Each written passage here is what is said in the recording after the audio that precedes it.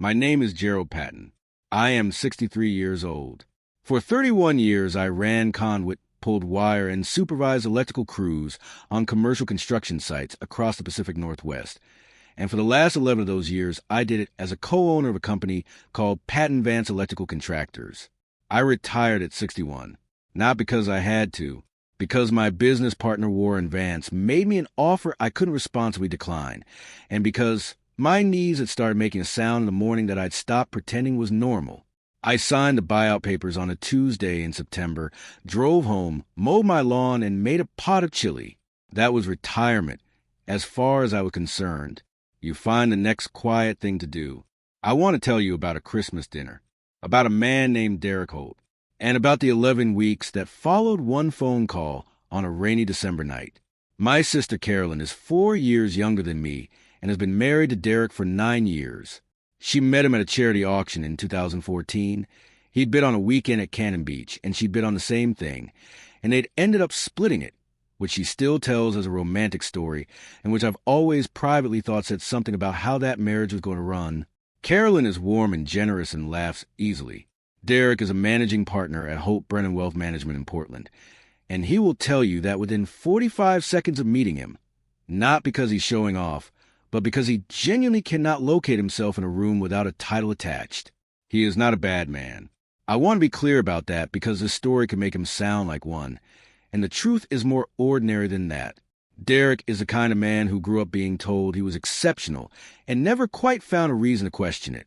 He wears good suits. He drives a car that costs more than my first house. He has opinions about wine that he shares whether or not you ask. He is generous with his money in the ways that are visible and frugal in the ways that aren't. He has always been cordial to me. The way a man is cordial to someone he has already decided doesn't require his full attention. He has never once asked me the name of my business. Not in 9 years. Carolyn and Derek have hosted Christmas for 6 years, ever since their house in Lake Oswego reached the square footage necessary to hold the extended family, without anyone sitting in a folding chair. It is a good house on a good street. Carolyn has made it warm. Bookshelves in the hallway, photographs in mismatched frames, a wreath on the door she puts up the weekend after Thanksgiving, and leaves until February because she likes how it looks in January snow. I have always been glad she has that house. I have always been glad she found someone who could give it to her, even if that someone is Derek. I arrived at 4:30 p.m. on December 23rd. I parked my 2009 Ford F-250 in the driveway behind Derek's Audi and carried a bottle of Willamette Valley Pinot Noir and a tin of butter cookies my neighbor Adele makes every Christmas and distributes to the 6 houses on our cul-de-sac with the reliability of a postal carrier. I was wearing dark jeans, clean work boots, and a navy flannel shirt that had been washed enough times to be comfortable. I have never owned a sport coat. I have considered buying one twice and decided against it both times on the grounds that I would never feel like myself inside it. Carolyn met me at the door. She took the cookies and looked at the wine and said, "Oh, Jerry, this is a good one." And I said, "Adele says Merry Christmas." And she said, "Tell Adele I love her." And that was the best part of the evening, if I'm being precise about it. The family had grown in the way families do at Christmas. Carolyn's son Brendan was there with his girlfriend Maya, who teaches 3rd grade in Northeast Portland and has a laugh that fills a room pleasantly. Carolyn's daughter Tess had driven up from Eugene with her husband Dan and their 2 kids, who are 7 and 4, and spent most of the evening under the table investigating the dog. Derek's daughter Paige had flown in from Seattle, where she just started a new job at a tech company. Her first week, her first real salary, still glowing with particular brightness of someone whose life has just clicked into a shape they recognize. Our mother had passed the previous March, so her chair at the end of the table was occupied by a poinsettia Carolyn had placed there without saying anything about it, which I thought was the right call. Dinner was at 6 p.m. Carolyn made pot roast with root vegetables and a green bean dish with shallots and a bread she'd been making every Christmas since I can remember, a dense rosemary loaf she cuts into thick slices and serves warm with good butter. Derek opened 2 bottles of something from the Willamette and poured generously. The conversation was ordinary and easy, and the kids made it louder than it needed to be in the way that makes loudness acceptable. By 7:20 p.m., the plates were mostly cleared and Derek had refilled his glass a fourth time. Paige was asking about her new company's 401k options, contribution limits, fund choices, whether to do traditional or Roth. Derek was answering the way Derek answers questions in professional domain, expansively, with terminology that reminds you he knows more than you do, glancing around the table to make sure the room understands it's receiving expert guidance. It was ordinary. I was listening the way I always listen at that table, without fidgeting, without offering anything, watching the room the way you watch a job site when you're not the one holding the tool. Carolyn mentioned, somewhere in the middle of a pause, that I'd had a decent year, that the sale of my stake in the company had landed well. She said it the way older sisters say things, not to make a point, just to include me. Derek looked down the table at me. He had a particular expression in that moment. His mouth was doing something adjacent to a smile, but his eyes were doing the math on me. The flannel shirt, the work boots, the truck in the driveway. He'd done this calculation before. I could tell he'd arrived at the same answer every time and had never found any reason to check his work. "No offense, Jerry," he said, setting his glass down with the careful precision of a man who'd had for glasses of good wine. "But what does a retired electrician actually know about money?" "Really," he said it lightly. He said it the way men like Derek say things they mean, wrapped in no offense, so the wrapper can be pointed to later if necessary. The table did what tables do with that kind of comment. Paige gave a small, uncertain laugh because she was new to family and didn't know the geography yet. Tess looked at her plate. Dan studied his wine. Brendan's girlfriend Maya looked at me with an expression I recognized. The look of someone who has witnessed a specific kind of dismissal before and knows there's no graceful way to respond to it in the moment.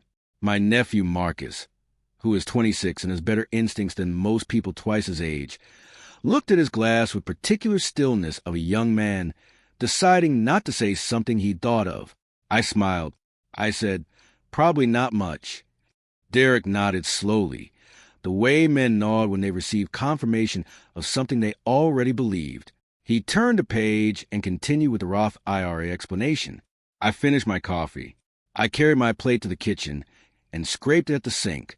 I spent 12 minutes talking to Maya about her classroom. She had a student who couldn't read at grade level and had just figured out why. And the story of figuring out was a good one. I helped Carolyn with the serving dishes. At 8:47 p.m., I found my jacket on the hook in the hallway, said goodnight to the kids from a crouch. So I was at their level and walked to the front door. Carolyn hugged me at the door. She held on a moment longer than usual, which meant she'd noticed and was sorry. I told her the pot roast was the best she'd ever made, which was true. She told me to drive safe.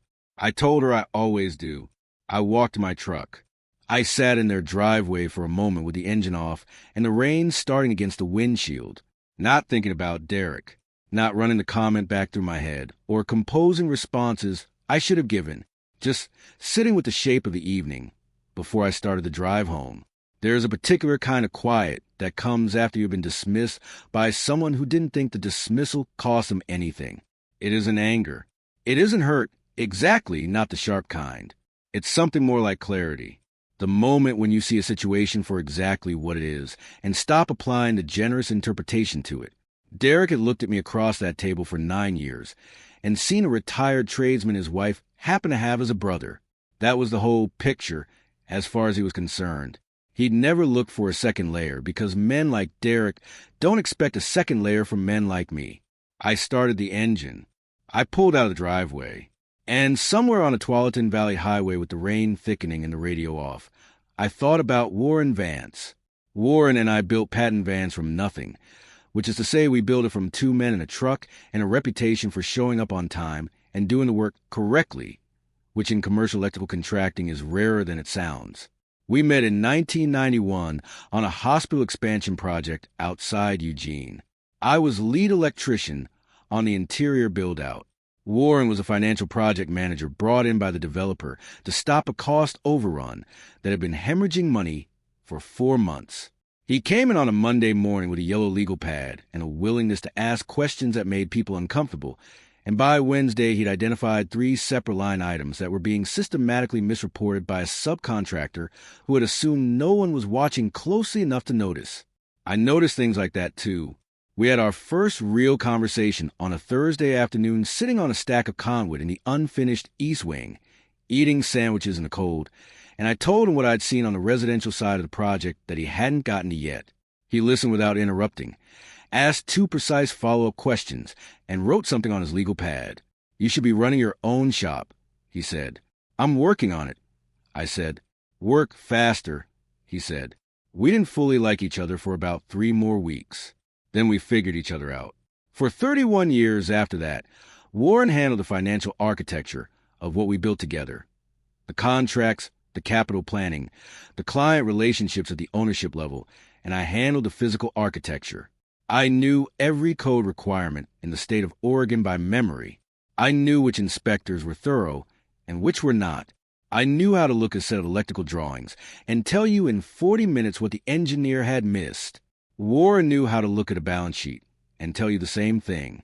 Between us, we covered the ground. When I sold my stake at 61, Pat and Vance was billing $31 million annually. We had 47 full-time employees and contracts with 4 of the largest commercial developers in the Pacific Northwest. Warren had restructured the ownership to bring in a silent equity partner, had renegotiated 3 anchor contracts in the previous 2 years, and had positioned the company to grow at a rate that made my buyout number possible. I knew when I left who Warren's financial advisor was. I'd seen the name on paperwork at 2 year-end meetings. Derek Holt, Holt Brennan Wealth Management, Portland. Warren had become a client in early 2019, when Pat and Vance had grown large enough that personal and business finances needed to be managed by someone who understood both simultaneously. I had never mentioned this to Derek. The connection had never come up because Derek had never asked me the name of my company, the name of my partner, or anything substantive about the 31 years I'd spent building something. He hadn't asked because he'd already decided the answers wouldn't be interesting. I hadn't called Warren in almost 2 years. Not from coldness. There wasn't any. Just in the natural rhythm of 2 men past 60 whose lives had diverged into separate quietness. We'd traded voicemails around Thanksgiving. He was traveling. I'd been dealing with my mother's estate, which had taken more of the fall than I'd anticipated. We'd said we'd have lunch in January and hadn't yet set the date. I pulled into my driveway in Hillsboro at 9:09 p.m. I sat in the truck for another moment. Then I found Warren's number and called it. He picked up on the second ring. "Jerry," he said. "Merry Christmas." "Merry Christmas." I said, "You got a few minutes?" "For you," he said. "Always." "What's going on?" I told him about the evening. I told it plainly, the way you tell a story to someone who knows you well enough that you don't need to manage their reaction. The dinner, the conversation about pages for 01K, Carolyn's comment about my year, the expression on Derek's face when he'd look down the table, the line itself. What does a retired electrician actually know about money? Really? Warren was quiet for a moment after I finished. "How long has he been your brother-in-law?" he asked. 9 years, I said. "And in 9 years, he's never once asked you the name of your company." It wasn't a question. He already understood. "No," I said. A longer pause. "Jerry," Warren said, "I've been meaning to reassess that advisory relationship for a while now. The portfolio management has been technically adequate, but nothing more than that. I've had 2 conversations with Thomas Aurelio at Cascade Private Wealth in the past 6 months, and I've been putting off making the call, because making the call means paperwork, and January seemed like a reasonable time." He paused. "This gives me a reason to stop waiting." I told him I wasn't calling to ask for anything. I told him to do whatever made sense for his own situation. "I know you're not asking," he said. "That's the whole point, Jerry. You never ask for anything. That's why I'm telling you." We stayed on the phone for another 24 minutes after that. He told me about a property his daughter was looking at in Bend. I told him about my mother's garden, which I'd been keeping up since October, because it seemed wrong to let it go to see the first winter after she died. He told me he thought that was the right thing to do. I thought so too. I said goodnight at 9:36 p.m. I went inside, fed the dog, and read for an hour before bed. There's something I want to say here, because I believe in being honest about the things that are uncomfortable to be honest about. I did not call Warren with a plan. I did not dial his number in that driveway thinking about Derek's retainer, or Derek's standing at his firm, or what it might mean for Derek's career if his largest client reconsidered the relationship. Those thoughts were not in my head when I made the call. What was in my head was simpler and less dramatic. I wanted to hear the voice of a man who had known me for 31 years and had never once needed me to be anyone other than who I was. That's the whole truth of why I called. What Warren chose to do with the information I gave him was Warren's decision, made for Warren's reasons. After 18 months of his own independent deliberation about whether Holt Brennan was managing his money the way it should be managed, I did not steer that decision. I did not follow up. I did not call him the next day to check. I went to bed. But I have also thought about this enough to know that I am not entirely innocent in the sequence of events. I told Warren what happened. I told him because I want to tell someone, and Warren is the person I tell things to. I knew when I told him what his relationship with Derek's firm was. I am not a man who doesn't notice things. I noticed. I chose to call anyway. I have made my peace with that. There's a version of wisdom that says you should absorb every indignity quietly and never give the world information it can use to correct someone who wronged you. I've met men who live that way, and I respect them. But I've also lived long enough to know that the world corrects things whether you help it or not. And sometimes what you're actually doing when you stay silent is just delaying the inevitable and making yourself smaller in the process. I called Warren. Warren made a decision. The rest belonged to the world. The Monday after Christmas was December 26th. I was at my kitchen table at 7:08 a.m. with a cup of coffee and the crossword from Sunday's paper, which I save for Monday mornings because the Sunday puzzle is too good to rush. My phone buzzed at 7:19 a.m. with a text from Carolyn. Did something happen with Derek and work? He got a call, and now he won't talk to me. I set the phone face down on the table and worked 3 more clues. Then I turned it back over and typed, "Everything okay? Is he all right?" She replied immediately, "He's not hurt, but he's not okay." Something happened. At 9:03 a.m. she called. "Jerry, I don't know what's happening."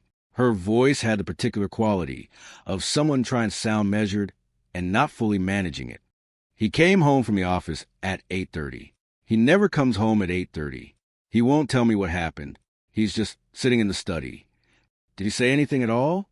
I asked. He said there was a client situation. That's all. Jerry, she stopped. Did something happen at dinner? Did you say something to someone after you left? I thought about how to answer that honestly. I had a nice time at dinner. I said, "Your pot roast was the best you've ever made." I mean that. Silence. "Jerry, Carolyn," I said gently, "let Derek handle his business. Make him some coffee. He'll find his footing. He's good at his job." She didn't say anything for a moment. "You're not going to tell me anything, are you?" she said. It wasn't quite a question. "I'm going to tell you that your brother loves you," I said, "and that whatever is happening in that study has nothing to do with how Derek feels about you." She exhaled. "Okay," she said. "Okay." She hung up. The full account of what happened at Holt Brennan on the morning of December 26 came to me in pieces over the following weeks. Some from Warren directly, some from Carolyn in the careful way she shares information she's not sure she should be sharing, and some from Phil Brennan himself, in a phone call I didn't expect and still think about occasionally. What I know is this. Warren called his client relationship manager at Holt Brennan at 8:17 a.m. Her name was Sandra Kells, and Warren had always described her as the most competent person at the firm by a significant margin. He told her he'd been reviewing his portfolio allocation and wanted to schedule a formal transition meeting. He was professional. He cited performance benchmarks and strategic priorities. He used the language of a man who had made a considered business decision, which is exactly what it was. The Vance account Warren's personal investment portfolio plus 2 business accounts associated with Pat and Vance restructured ownership represented a combined annual retainer of $4.7 million to Holt Brennan Wealth Management. It was, according to Carolyn's later description of what Derek had eventually told her in fragments over 3 evenings in January, the firm's single largest individual client relationship.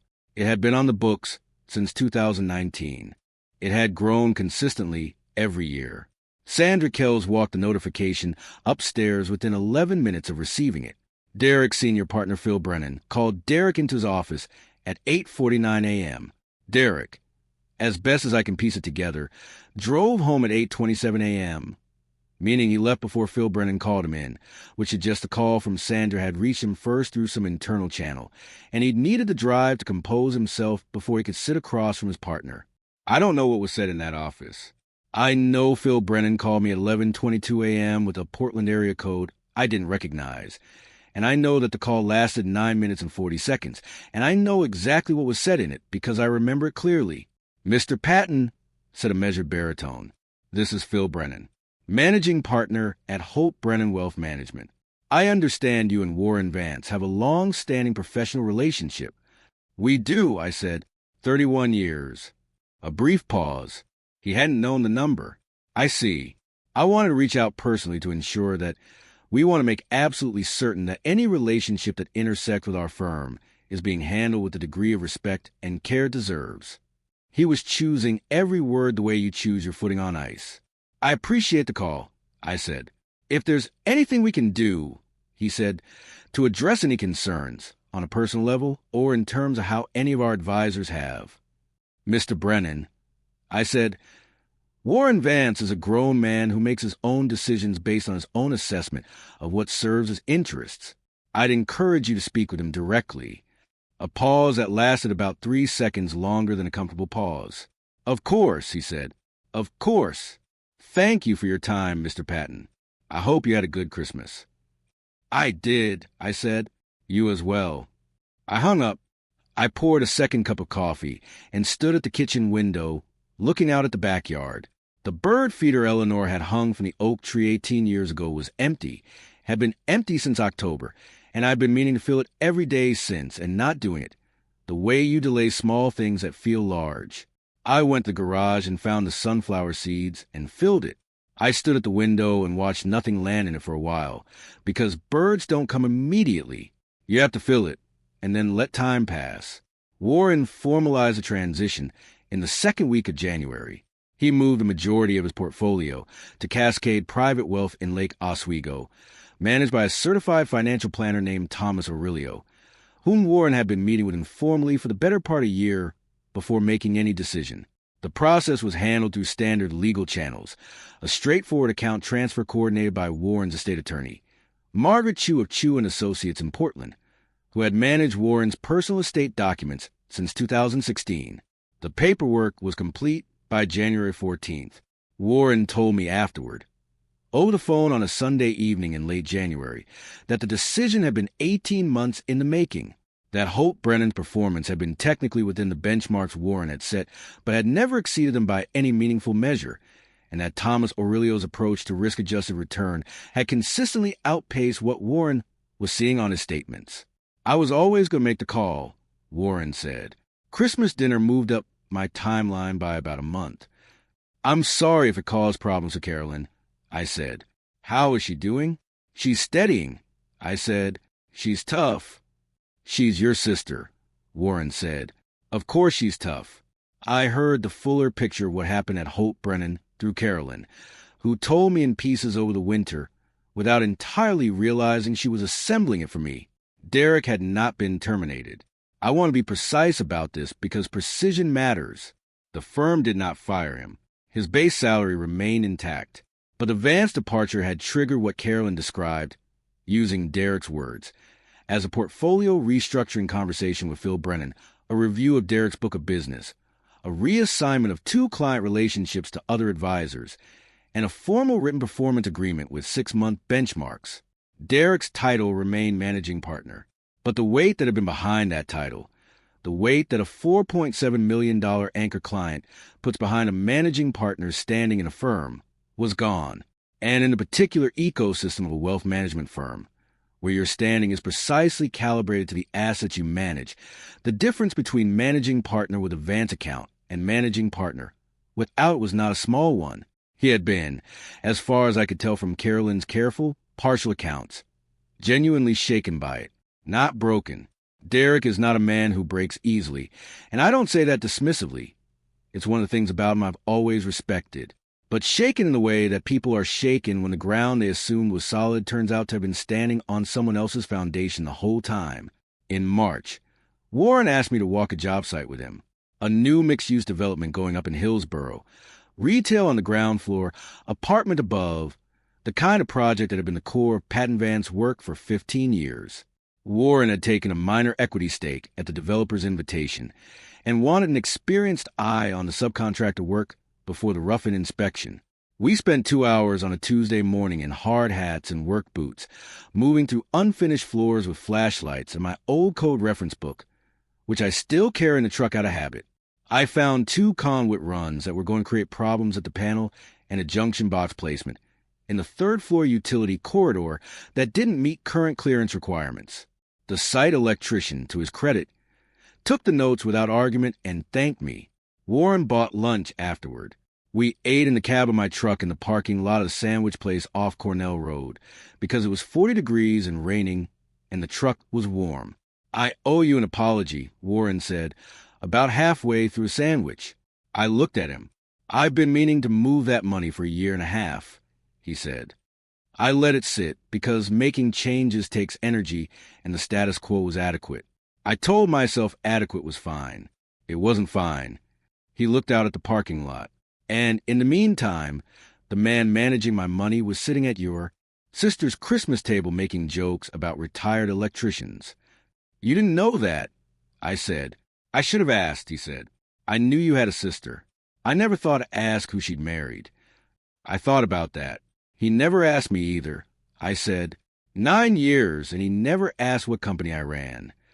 Warren was quiet for a moment. "That's the thing about assumptions," he said finally. "They're efficient until they're not. There's a thing I've come to understand about the way the world actually works, as opposed to the way people describe it working. The stories we tell about justice tend to involve confrontations. Someone standing up at a table. Someone saying something devastating in a room full of witnesses. The villain's face falling when the mask is pulled away. That's the shape we expect because it's the shape stories usually take. But the corrections that matter most are almost never like that. They happen in offices on Tuesday mornings, in the ordinary administrative language of account transfers and portfolio reviews and performance agreements. They happen without an audience, without a speech, without a moment anyone could point to and say, "There, that's when it changed." They happen in the gap between what someone assumed about you and what was actually true, and the gap closes not with confrontation, but with the accumulation of consequences that the assumption made inevitable. Derek dismissed me in front of a table of people who mattered to him, and the table politely laughed. And I drove home and called a man who had known me for 31 years. That's the whole chain of it. Every link is ordinary. The outcome was not, for Derek, ordinary at all. Easter came on a Sunday in April, when the valley was doing the thing it does in spring. All that low green light, and the smell of wet soil turning, and the cherry trees on my street coming out in a rush after a week of warm rain. Carolyn hosted again. She put lamb on the table and made the rosemary bread again. And the kids were louder, and the dog was more patient than the dog had any right to be. I arrived at noon. Derek met me at the door, which he didn't usually do. He was wearing a button-down without a tie, which I'd never seen on him at a family dinner before. He said, "Jerry, good to see you," and handed me a glass of sparkling water, because he'd seen me turn down wine often enough to know to have something ready. It was a small gesture. I noticed it. At the table, he was quieter than I'd seen him. He poured wine and didn't refill his glass more than once. When Paige asked about her company's new equity vesting schedule, he gave her a careful, thorough answer that was genuinely good advice. I know enough about equity compensation from 30 years of partnership agreements to recognize good advice when I hear it. And then he asked her what her own instinct was before she'd heard his answer, and he listened to her answer before he offered his. It was, I noted quietly to myself, the first time I had ever heard Derek ask a question at a family dinner and wait for the answer. After the meal, I was at the kitchen sink, rinsing glasses, when Derek came in with the serving plate from the lamb. He set it down beside the sink, and without saying anything picked up a dish towel and dried the glass I just rinsed. We stood there for a moment. "Good Easter," he said. "It is," I said. He dried 2 more glasses. The kitchen was warm, and the window above the sink looked out at Carolyn's backyard, where the kids were doing something with a soccer ball that had dissolved into an argument about the rules. "Your sister mentioned," Derek said, without looking up from the glass in his hands, "that you and Warren Vance go back a long way." 31 years, I said. He nodded. He set the dry glass on the counter and picked up another wet one. "Good guy," he said. "The best," I said. He didn't say anything else. I didn't either.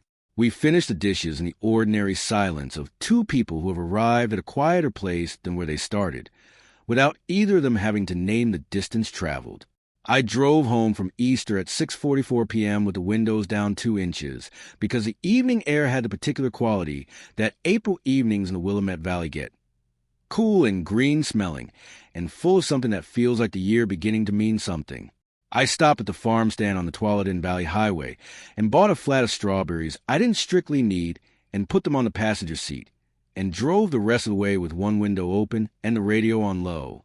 I've been thinking, in the months since, about what this story is actually about, not the surface of it, the Christmas dinner, the comment, the phone call, the account transfer.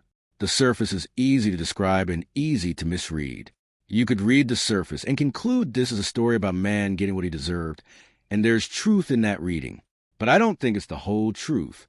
The whole truth, as best I can articulate it, is about the gap between what you assume about a person and what is actually there. Derek looked at me for 9 years and saw a retired tradesman. He saw the truck and the flannel shirt and the work boots, and he assembled them into a picture that was so complete to him that he never needed to check it against reality. He never asked, not once, because asking would have implied that the answer might change something, and he'd already decided nothing about me could change anything. That gap between what he assumed and what was actually true was not something I created at Christmas dinner. It was already there. It had been there for 9 years. All I did was put a phone call into a world where that gap already existed, and the world did what it was always going to do with the information. The quiet ones are not quiet because they have nothing to say. They are quiet because they understand that the saying is rarely the part that matters. I've learned 3 things about money in 63 years, Derek. The first is that its value is not in the amount. It's in the relationship that produced it. The second is that the people who built the most of it usually were the least of it on the outside. And the third is that the man who has never asked you a real question about your life is not someone who has figured out that you're not worth asking about. He's someone who has never looked. 3 calls, 1 account, 11 weeks. That's what a retired electrician knows about money. If you've ever sat across a table from someone who decided what you were worth before they knew anything about you, the person who laughed before they listened, tell me about it in the comments. How did you handle it? What did you do with that quiet drive home? Like and subscribe for more real, raw family stories. Every story here is for the people who stayed steady and let the truth find its own way to the surface. Stay patient. Stay present. I'll see you in the next one.